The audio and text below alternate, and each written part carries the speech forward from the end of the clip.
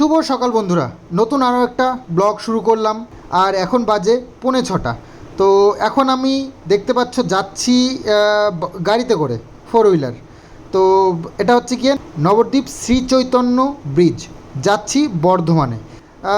কালকে রাত্রে বলিনি তোমাদেরকে, আমি এসছি পিসি বাড়িতে। তো পিসি বাড়ি থেকে যাচ্ছি হচ্ছে বর্ধমান স্টেশনে, কারণ দিদি থাকে হচ্ছে গিয়ে বেনারসে। তো বেনারসে আজকে বেরিয়ে যাবে, জামাইবাবু নিতে আসবে। তো রাস্তায় একটা জায়গায় দাঁড়ালাম, আর দাঁড়িয়ে দেখতে পাচ্ছি এই যে মহিলা পুরুষ এনারা সব এই যে মাথায় একটা ঘটি নিয়ে জল নিয়ে যাচ্ছে এদিকে হাঁটতে হাঁটতে। আসলে সামনে চৈত্র পুজো আসছে, তো চৈত্র পুজোতে সন্ন্যাসীরা এরকম স্নান করে জল নিয়ে যেতে হয়, তো সেটাই করছে। তো এরকমটা আমাদেরও নিয়ম আছে, তবে আমাদের ওখানে সব গাড়ি করে যায়, অনেক দূরে গঙ্গা, সেখান থেকে আসে। যাদের কাছাকাছি গঙ্গা বা যে কোনো নদী, তারা এরকম হেঁটে হেঁটেই যায় মাথায় কলসি নিয়ে। তো যাই হোক, আমি আর দাদা যাচ্ছি দিদিকে নিয়ে। দিদি নিচে পিছনে শুয়ে রয়েছে।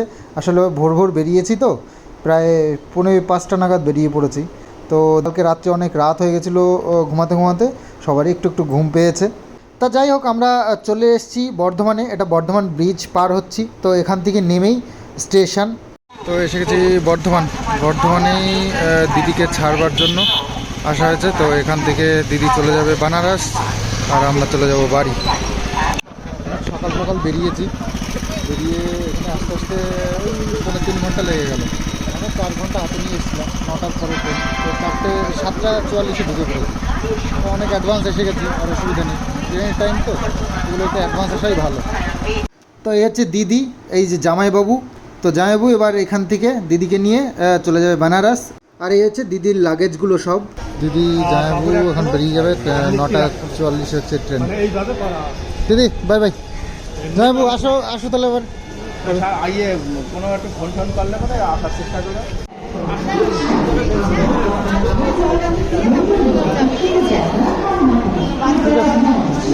যাও, সাবধানে যাও। আচ্ছা ঠিক আছে। তো দিদিকে বর্ধমান স্টেশনে ছেড়ে জামাইবাবুর হাতে তুলে দিয়ে আমরা আবার বেরিয়ে পড়েছি বাড়ি যাওয়ার উদ্দেশ্যে। আর বেশ খানিকটা রাস্তা আমাদেরকে যেতেও আবার 3.25 ঘন্টা টাইম লাগবে। তো একটু বেলা হয়ে গেছে, তো রাস্তায় একটু জঞ্জাট হবে, তো সেই কারণে হয়তো আরও একটু টাইম বেশি লাগবে। তো বেরিয়ে পড়েছি। আর দাদার গাড়ি নিয়েই এসেছি, দাদা নতুন গাড়ি নিয়েছে। আর গাড়িটা দাদার নতুন হাতে খড়ি, তো সেই জন্য দাদাও খুব একটা ভালো চালাতে পারবে না এতটা রাস্তা। আর তারপরে লাইসেন্সও নেই দাদার কাছে, আমার লাইসেন্স আছে। তো সেই কারণে আমরা দুজনে মিলেই এসেছি দিদিকে ছাড়বার জন্য। আর রাস্তার মাঝখানে একটা আখের রস বিক্রি করছে দেখলাম, একদম দেখো চারিদিকে শুধু জমি আর জমি। বর্ধমানে প্রচুর কিন্তু ধান চাষ, আলু চাষ, তারপরে পেঁয়াজ চাষ, এগুলো হয়। প্রচুর চাষের জমি আছে, বর্ধমানের নাম করা চাষ হয়। তো এরকম রাস্তা, ফাঁকা ফাঁকা রাস্তা দেখতে পাওয়া যায়, আর তার মাঝখান দিয়ে আমরা যাই। আর চারিদিকটা খুব সুন্দর লাগে দেখতে। তো এরকম একটা গাছতলায়, তাল গাছের নিচে দাঁড়িয়ে আছেন, আখের রস বিক্রি করছে, যেটা দেখে মনে হলো যে একটু দাঁড়াই, রেস্ট করি, আর একটু আখের রসও খেয়ে নিই। তো দাঁড়ালাম, আমি আর দাদা দুজনে 2 গ্লাস আখের রস খেলাম, 20 টাকা গ্লাস। তো যাই হোক, একটু দাম বেশিই মনে হচ্ছে। আমাদের এখানে হাফ দাম 10 টাকায় পাওয়া যায় একদম। তো এখানে একটু বেশি নিল। তো যাই হোক, গেছি একটা জায়গায়, আর দেখে একটু ভালো লাগলো, পরিবেশটা ভালো লাগলো, একটু রেস্টও নেওয়ার দরকার ছিল। তো আখের রসটা খাওয়ার পরে আমি পয়সা দিতে যাচ্ছিলাম, কিন্তু দাদা দিতে দেবে না। এটা নিয়ে আমাদের মধ্যে একটু ঝগড়াঝাটি হয়ে গেল। মজা করেই বললাম আর কি, দাদা বলছে আমি দেবো, আমি বলছি আমি দেবো। তাই এটা নিয়েই আর কি, যেটা হয়ে থাকে আর কি, ভালোবাসার খাতিরে, তো সেটাই। তো আখের রস খেয়ে আবার বেরিয়ে পড়লাম বাড়ির উদ্দেশ্যে। তো চলে এসেছি দেখো নবদ্বীপ, আবার সেই শ্রী চৈতন্য ব্রিজ। তো এখান থেকে আর ঘন্টাখানেক লাগবে হয়তো বাড়ি পৌঁছাতে। তো ব্রিজটা দেখো বেশ সুন্দর, তবে কয়েকবার ভেঙে গেছে, খারাপ হয়ে গেছে, আবার ঠিক করেছে, এই অবস্থা। তো যাই হোক, দাদার বাড়িতে গাড়ি রেখে আমার বাইকটা নিয়ে গেছিলাম কালকে। তো বাইক নিয়ে আবার বাড়ির দিকে রওনা দিয়েছি। কিষাণুর জন্য ভাবছি যে কিষাণু কী করছে।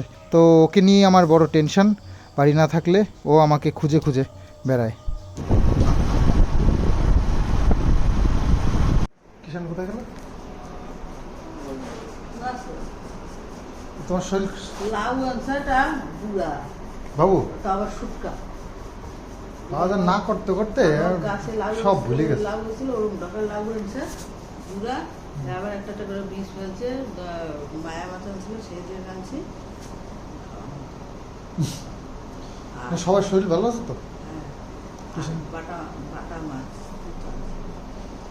বাজার না করতে করতে আমি ভুলে গেছে বাজার করতে, বাজারে গেলে উল্টো পাল্টা ওই জন্য আস্তে আস্তে তো বাড়ির সামনে দিয়ে রাস্তা হচ্ছে এখন। কিষানু রাস্তা দেখছে, বাবা বসে ভাব দেখো, চেয়ার নিয়ে গিয়ে বসে রাস্তা বানানো দেখছে, মনে হচ্ছে রাস্তার কন্ট্রাক্টর। ওরে বাবা, রাস্তার কন্ট্রাক্টর মনে হচ্ছে। দেখা যায়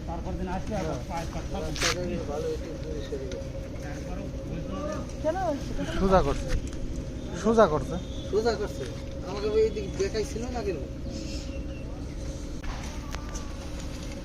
রাস্তা পুরো কমপ্লিট করে চলে এসেছি ঘরে স্নান করে। এখন এখন খাওয়া দাওয়া করতে হবে। আর এই যে আমাদের আজকে আমি আজকে মানে বাজার করতে পারিনি, বাবু করেছে। তো বাবু নিয়ে এসেছিল লাউ আর বাটা মাছ, আর কি মাছ ছিল, মোরলা, মোরলা মাছ এনেছিল লাউ দিয়ে রান্না করার জন্য। তো সেটাই রান্না হয়েছে, কিষান খেয়ে দিয়ে ঘুমিয়েছে। তো এখন আমরা খাওয়া দাওয়া করিনি। তো এই হচ্ছে বাটা মাছের ঝোল আলু দিয়ে, নাকি আলু দিয়ে। তো বাড়ির খাওয়া খাচ্ছি আজকে, মানে কালকে সারাদিন তো ওই সকালবেলা গেছি আর এসছি রাত্রিবেলায়, এসে আমি আবার বেরিয়ে পড়লাম। তো আমরা আসার সময় আবার খেয়ে এসেছিলাম ওই কটা 11টা মানে বাজে, 11টা 11টার দিকে, হ্যাঁ 11টার দিকে ওই পান্থতীর্থতে গেছিলাম। পান্থতীর্থতে গিয়ে রুই মাছ ভাত খেলাম। দাদা না খাইয়ে ছাড়বেই না, বলছে বেলা হয়ে গেছে, সকাল থেকে একটু চাটা এইসব খেয়েছিলাম। তো আসার সময় কৃষ্ণনগর থেকে পান্থতীর্থ ঢুকলাম, রুই মাছ ভাত, তারপরে পনিরের সবজি একটা, সয়াবিনের তরকারি, ডাল, তারপরে আলু ভাজা, লেবু, এইসব মুগ ডাল করেছিল। তো সেই সব দিয়ে খেয়ে দিয়ে এসেছি। আবার এখন বেজে গেছে 4টে। তো খিদে খিদে পাচ্ছিল না, সবাই উপোস করে রয়েছে আমার জন্য। তো যাই হোক, আমি তো খেয়েছি সকালবেলা, এনারা তো কী খেয়েছে জানি না। তো যাই হোক, চলো খাওয়া দাওয়াটা সারি। তো দা নিয়ে যাচ্ছি হচ্ছে কি কলা কাটতে। আমাদের ওই সামনের ওই দিকটা একটা কলা গাছে কলা পড়েছে বলছে। আর আমাদের রাস্তা দেখো একদম ঝাকাস হয়ে গেছে, ঝাকাস রাস্তা হয়ে গেছে, ঝাকাস। ও এই তো এখনই তো মুশকিল, রাস্তা ভালো হয়ে গেছে, গাড়ি ঘুরপার করে যাবে। কলার মোচা কাটা হয় না, এরকম লম্বা লম্বা হয়ে যায়। মোচা কাটার খুব মানে দরকার। কলার মোচা না কাটলে কলা একদম বিচ্ছিরি হয়। দেখো কি অবস্থা কলাগুলো, বাজে অবস্থা, কলা একটু ভালো হয় না। আর ওই যে ওই কলাটা নাকি, ওই কলারও অবস্থা খারাপ, তো সে তো বিচে কলার মতন অবস্থা, মানে জন্য বিচে কলা। যত্ন করা হয় না, যা হয় এই বেশি। পরে এসে আবার সাদা একটা কিনি একটুখানি।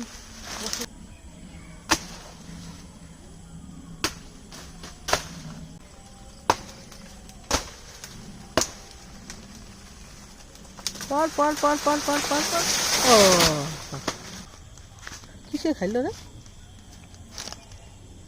কলার চেহারা দেখো, ও বাবা কলাটা পড়ছিল, কিন্তু রে বাবা এই কাটা তো নাই এবার নাই, এখন খাটনি করে খাওয়াই দেবে। ও বা কি তো ধুম ভাঙেনি, এখন ধুম ভাঙেনি, ধুম ভাঙেনি, ধুম ভাঙেনি বা আবার ধুম ভাঙিনি। শুধু সারাদিন সেন্ট দেয় আর সেন্ট দেয়, সারা গায়ে শুধু সেন্ট দেয়। এত সেন্ট দাও কেন? এই যে গন্ধ করছে, আমার সেন্ট গুলো সব শেষ করে সারাদিন শুধু সেন্ট দেয়। প্রচন্ড বৃষ্টি হচ্ছে, ওরে বাপরে দেখো। আর আমাদের আর পুকুর বানানো হয়ে গেছে, এরকম যা শুরু হয়েছে বৃষ্টি, দেখো কি হারে বৃষ্টি পড়ছে। তো অনেকদিন ওপরে আসা হয় না, এখন একটু বৃষ্টি হয়েছে তো বেশ ভালো লাগছে এখন আসতে। আর এমনিতে গরম থাকে, তো গরমের মধ্যে আর ভালো লাগে না উপরে। তো এটা ঠান্ডা ঠান্ডা হলে উপরে যেন টাইম পাস করতে খুব মজা আছে। আর এই বৃষ্টিটা দেখবার জন্য ওপরে একদম সুন্দর জায়গা, তাই না? ওই জানলা দিয়ে উঁকি মারতে গেলে হ্যাঁচলা আসে, তো হ্যাঁচলা এসে ভিজে যেতে হয়। তো কিন্তু এখানে আসলে সেটার সম্ভাবনা নেই, এখানে বসে বেশ ভালো সুন্দর বৃষ্টি দেখা যায়। তবে রাত্রেবেলা আর দেখে শান্তি নেই, সেরকমভাবে দেখা যায় না। এই যে সিমেন্ট দিয়ে বানানো যে উনুনটা, এটা এরকমভাবে ঢেকে রেখেছে যাতে করে না ভিজে গেলে না ও আবার জ্বলতে চায় না। তো সেই কারণে ভালো করে ঢেকে রেখেছে যাতে করে না ভেজে। মা সন্ধে দিয়ে এই যে ঠাকুর ঘরে এই লাইটগুলো জ্বালিয়ে রেখে গেছে। তো বেশ কিছুদিন পরে আজকে আবার রুটি বানানো আর কি। তো এখন আগে তো এই রুটি বেলাটা খুব খাটনির কাজ ছিল, তো হতো না, আর ঘুরতো তো নাই। তো এখন দেখছি অটোমেটিক ঘুরছে। আর আমার সমস্যা হচ্ছে কি, এই কঠিন কাজটাই আমার কাছে এখন ইজি হয়ে গেছে, কিন্তু ইজি কাজটা আমার কাছে কঠিন হয়ে গেছে। আর সেই ইজি কাজটা হচ্ছে গিয়ে, শুনলে হাসবে, এই আটা মাখা। আটা মাখা এত সহজ একটা কাজ, কিন্তু আটাটাই আমি মাখতে পারলাম না।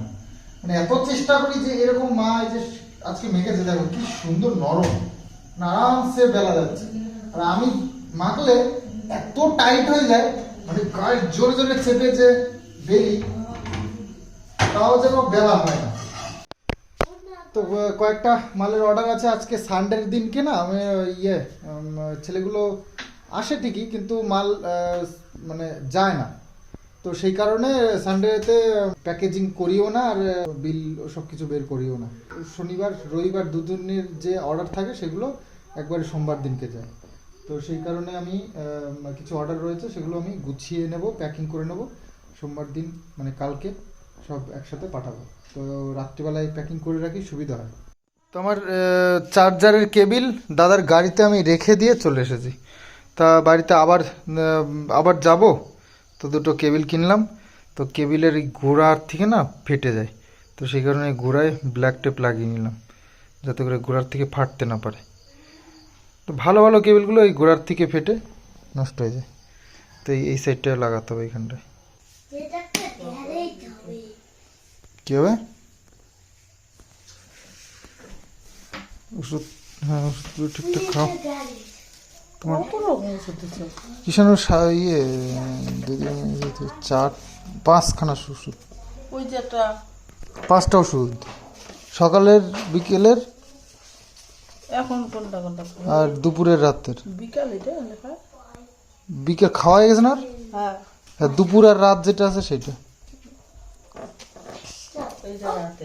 এই ওষুধ কেন? বাবা একটা গ্যারেজ বানাবো এই বাইকটা, এই যে দিয়ে একটা গ্যারেজ থাকবে।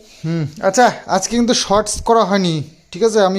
আমি বাড়ি ছিলাম না, তাই কালকে কিন্তু আমরা অনেকগুলো শর্টস বানাবো, ঠিক আছে? ও দেখো, এই যে এখান থেকে বাইকের একটা বানাবো আমি গ্যারেজ, কিন্তু আমার কাছে আঠা নেই, তাই তোমাদের কাছে তো আঠা আছে, এই যে এটা এরকম বানাই। সারাদিন বেশ ভালোই ছিলাম, এই সন্ধে হয়েছে আর এই যে গলা ব্যথা শুরু হয়েছে, এখন ভীষণ ব্যথা করছে, খেতে ইচ্ছে করছে না, আমি কি যে করি, ভীষণ ব্যথা করছে। সারাদিনটা বেশ কমে গেছিল দিনের বেলায়। কালকে দেখছি মারও খুব অসুবিধা হচ্ছে, মায়ের আবার গালের ভিতরে একটা জায়গায় ছাল উঠে গেছে, ওই মানে কি জানি না, প্রচণ্ড ঝাল লাগে, যা খায় তাতেই ঝাল লাগে। আর তারপরেও মা ওই পিসি বাড়িতে যেসব রান্নাবান্না করেছিল খুব ঝাল দিত, তো তাতে করে মায়ের খুব অসুবিধা হয়েছে। আর আজকে দেখছি যে ঘা মতন মানে ছাল উঠে মতন গেছে, তো কিছু খেতেই পারছে না। তো কালকে ভাবছি মাকে নিয়ে ডাক্তারের কাছে যাব, আমি একটু ওষুধ নেবো, ওই হোমিওপ্যাথি ওষুধটা ভালো মনে হচ্ছে, যে কিষাণুকে যেটা দেখালাম, তো কিষাণুর কয়েক ডোজ খেতেই মানে সুস্থ হয়ে গেছে। তো সেই কারণে আমরা ভাবছি ওই ডাক্তারকেই দেখা। তো রুটি করা হয়েছে, আর রয়েছে তরকারি, ও মাছের ঝোল রয়েছে। তো নিয়ে উপরে যাই, যদি খেতে ইচ্ছা করে খাবো, নাহলে খাবো না। আর যা মুখের গালের অবস্থা, খাওয়ার কোনো ইচ্ছেও নেই। তো আজ ভিডিওটা এন্ড করার আগে কয়েকটা কমেন্টস পড়ব। প্রতিদিন তো নেগেটিভ কমেন্টসই পড়ি, তাই আজকে আমার প্রিয় মানুষদের সুন্দর সুন্দর কয়েকটা কমেন্টস, সেগুলো পড়ব। আর সেটা হচ্ছে শুরু করছি দীপা ঘোষাল। তো এটা হয়তো আমার এক দিদি হবে। সন্দীপ, তোমার মা ঘরের লক্ষ্মী, ঈশ্বর ওনার মঙ্গল করুন। তোমাকেও সুশিক্ষায় শিক্ষিত করে গড়ে তুলেছে। শুধুমাত্র বই মুখস্থ করে শিক্ষিত হওয়া যায় না। আমাদের কিষাণু সোনাও তোমাদের কাছে খুব ভালো মনের মানুষ হয়ে উঠবে। তুমি শুধু একটু মনের জোর রেখো। এটাই তো সমস্যা, আমার মনের জোরটাই নেই, কি বলবো। যাই হোক, তুমি খুব ভালো কমেন্টস করেছো, যেটা নিশ্চয়ই আমাদেরকে পছন্দ করো, আমাদেরকে ভালোবাসো, আমাদের কথা বিশ্বাস করেছো, তাই নচেত ম্যাক্সিমাম লোকই তো আমাদের মানে কি কথা বিশ্বাস করে না, মানে আমাদের বিপক্ষে, মানে লোকে কিছু আলাদাই কিছু দেখতে চায়, মশালাদার, নোংরামো, এটা লোকে পছন্দ করে। তো দেখে সবাই। কিষাণু সোনা দাদুর কাছে কত সুন্দর লেখাপড়া করে। সংকটমোচনের আশীর্বাদে তোমরা খুব ভালো থেকো, সুস্থ হয়ে থেকো। কিষাণু সোনাকে অনেক আদর। হ্যাঁ দিদি, তুমিও অনেক অনেক ভালো থাকো, নিরপেক্ষ বিচার করে যেও প্রত্যেকটা ক্ষেত্রে, খারাপ কিছু মনে করো না, কারণ মানুষের মন আজকাল খারাপ দিকেই বেশি যায়। তো সেই কারণে আশা করা যায় না নিজে সৎপথে থেকে যে আমি সাপোর্ট পাবো মানুষের। তো তবুও আমি যে কজনের সাপোর্ট পেয়েছি তাতে আমি ধন্য। আচ্ছা, এর পরে কমেন্টসটা করেছে সম্পাধর। আচ্ছা, সম্পাধর নামে আমার এক কাকিমা আছেন, দমদমে বাড়ি। তো উনি কিনা আমি জানি না, তবে যাই হোক সম্পাধর নামে ইমেল আইডিটা রয়েছে।